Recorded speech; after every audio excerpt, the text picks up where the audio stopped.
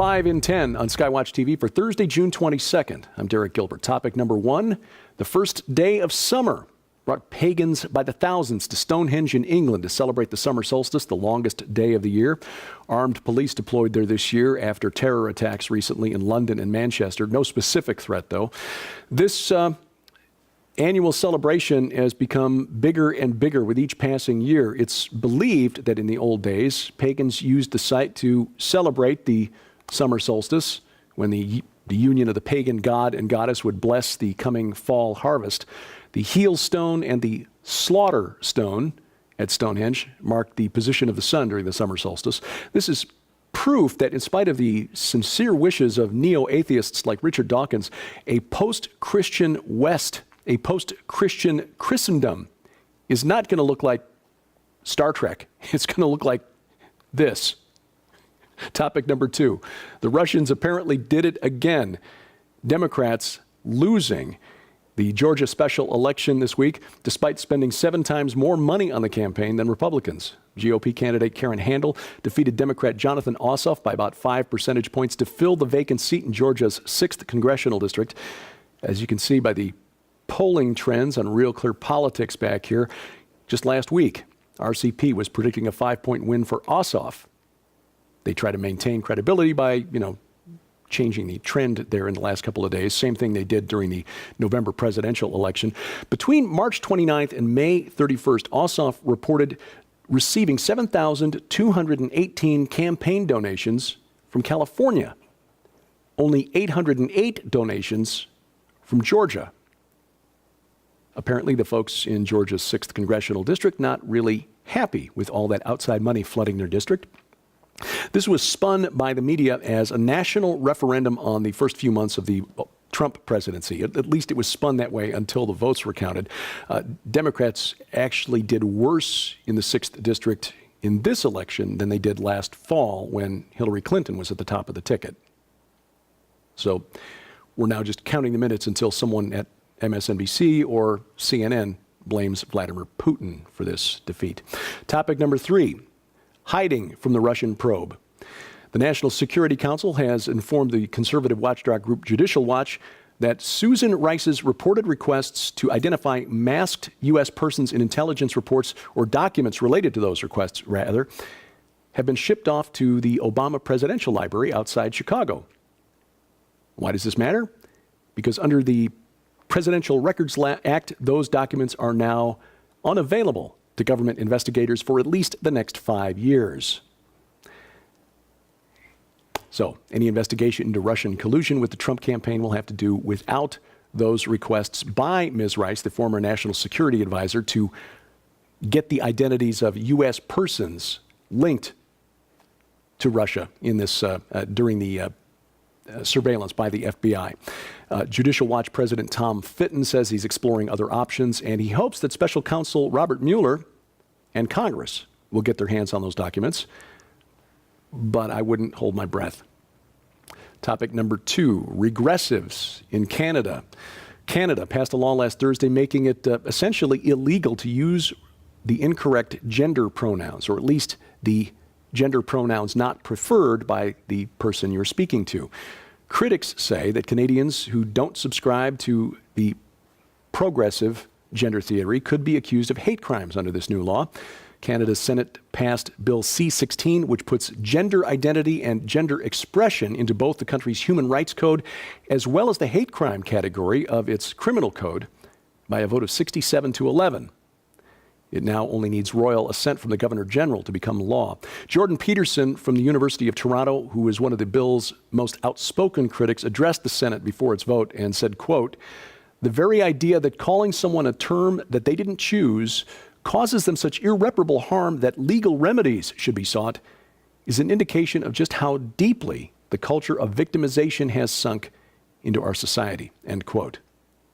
And I would point out that this whole idea of gender fluidity is not progressive, it is regressive. This was something that was promoted amongst the followers of the ancient Sumerian goddess Inanna 1,000 years before Abraham walked the earth. Her followers were often cross-dressers, eunuchs, And there is a hymn that dates to the time of Abraham, in which she is celebrated for turning the male into the female and the female into the male, etc. In other words, when Moses brought the law down from Mount Sinai, that was progressive, and it still is.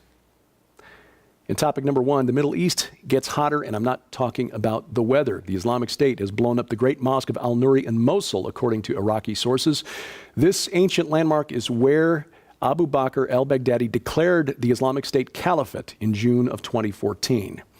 However, the Islamic State is claiming that the mosque was destroyed by U.S. aircraft. This, according to a statement released by the Al-Amaq news agency.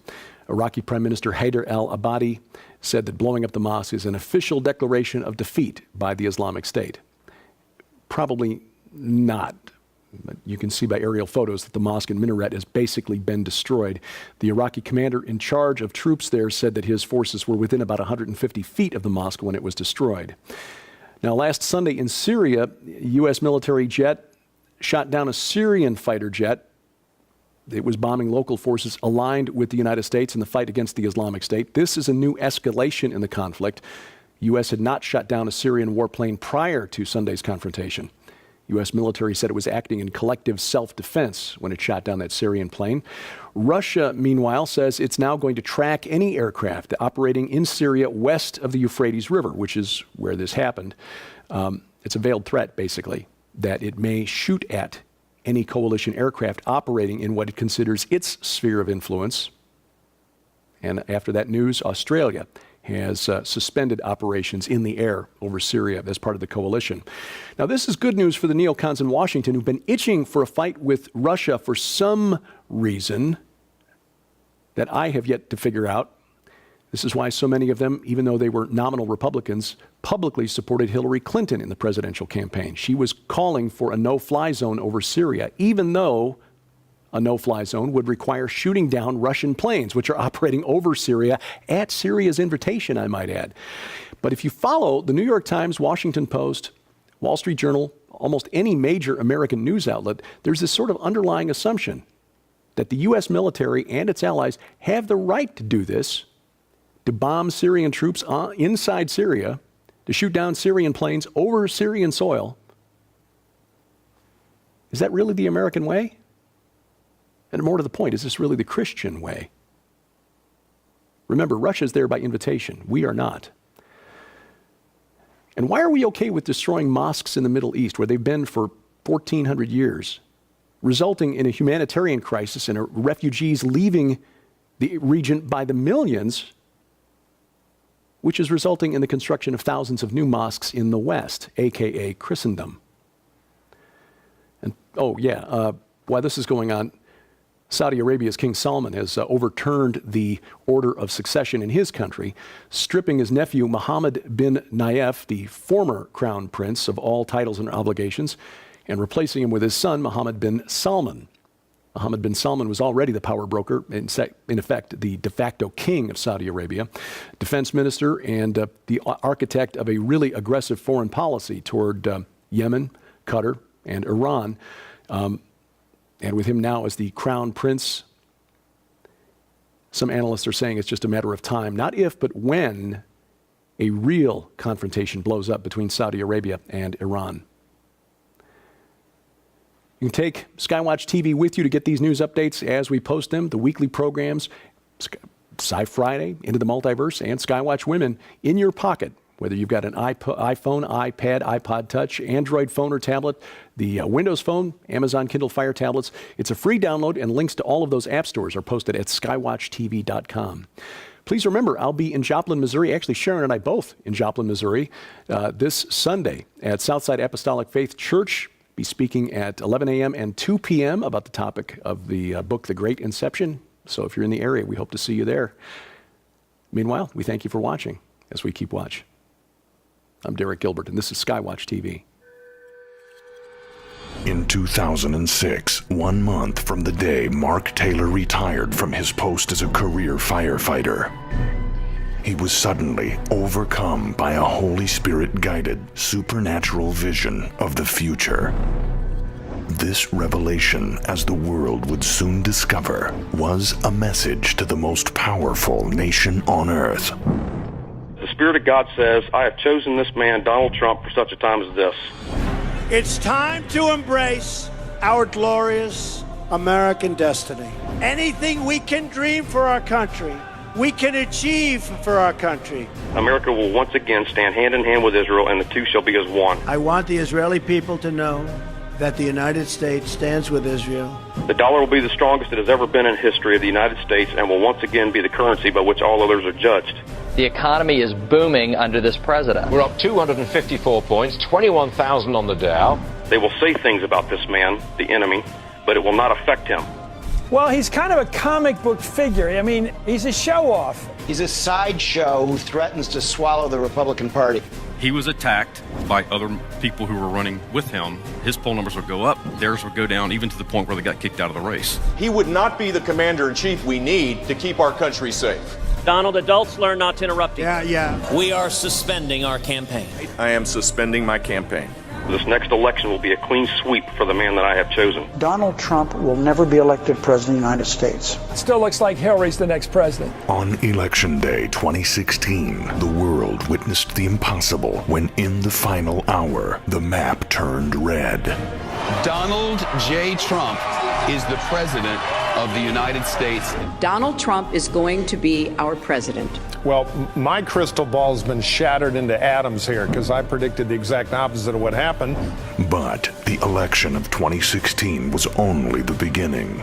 Mark Taylor, author of the Trump prophecies that foretold Donald Trump's unlikely victory and the stock market reaction that would follow, has something new to say about what is coming next. Something that will change the future of America and the world forever. There's a bigger picture that the church is not seeing right now. The Trump prophecies, the astonishing true story of the man who saw tomorrow and what he says is coming next. Unprecedented spiritual encounters are breaking out all around the world. Prophetic words of foreknowledge, angelic intervention, healing, and miracles point to something big about to sweep the globe. Now, for the first time ever, Skywatch TV is proud to present the Supernatural Awakenings 3 Works Collection. In this incredible, must-have compilation, you'll receive the Trump prophecies. Walk with authors Mark Taylor and Mary Colbert through the astonishing biographical journey of Mark's life as a third-generation firefighter, where a Holy Spirit-guided prophecy in 2011 foretold Donald Trump's unlikely presidential victory. But now, for the first time ever, the world will learn how that incredible win was only part of the electrifying revelation that Mark says will certainly unfold in the months ahead. Now you can be amongst the first to understand what is coming next. Also included in this groundbreaking collection, Angels on Assignment Again. You'll be amazed as best-selling author and prophecy expert Jennifer LeClaire chronicles the presence of modern-day angelic activity, the awe-inspiring and sometimes fearsome encounters these majestic beings create.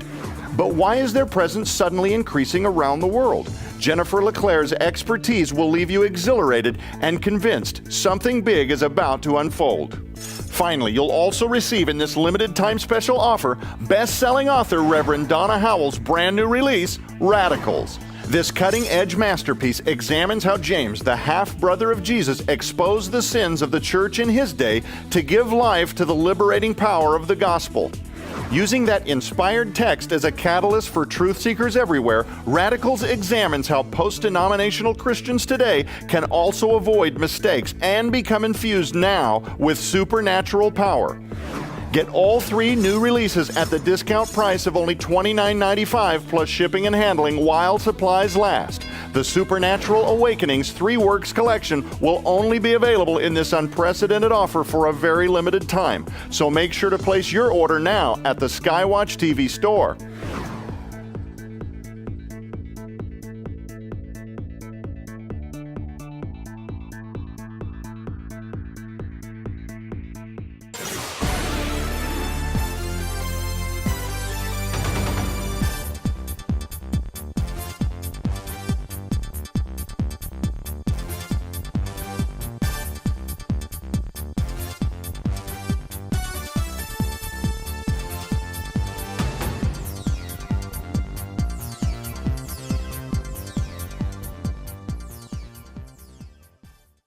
May 31st, Ossoff reported receiving 7,218 campaign donations from California. Only 808 donations from Georgia. Apparently, the folks in Georgia's 6th Congressional District not really happy with all that outside money flooding their district. This was spun by the media as a national referendum on the first few months of the Trump presidency. At least it was in Manchester. No specific threat, though.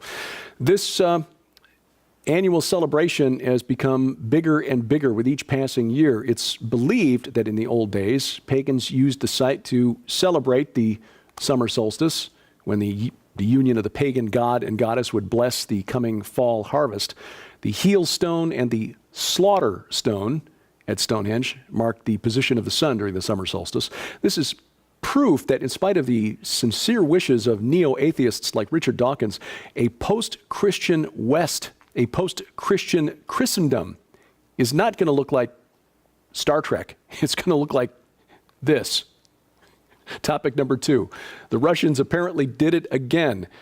Democrats losing the Georgia special election this week, despite spending 7 times more money on the campaign than Republicans. GOP candidate Karen Handel defeated Democrat Jonathan Ossoff by about 5 percentage points to fill the vacant seat in Georgia's 6th congressional district.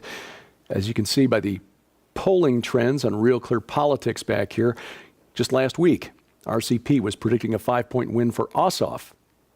They try to maintain credibility by, changing the trend there in the last couple of days. Same thing they did during the November presidential election. Between March 29th and